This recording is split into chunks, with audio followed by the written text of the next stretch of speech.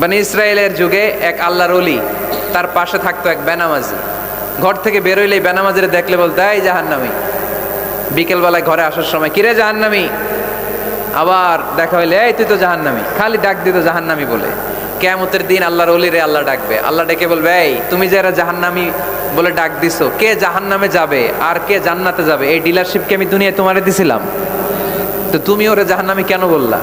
ও নামাজ পড়ে নাই, ও আমারে ডাকতে পারে নাই, কিন্তু তোর মতো বেয়াদবি করে নাই। চিল্লায় বলেন ঠিক কিনা? আজকে ওরে আমি জান্নাতে দেব, তোরে জাহান্নামে দেব। খবরদার, কাউরে জাহান্নামী বলার আগে 1000 বার ভেবে নেবেন।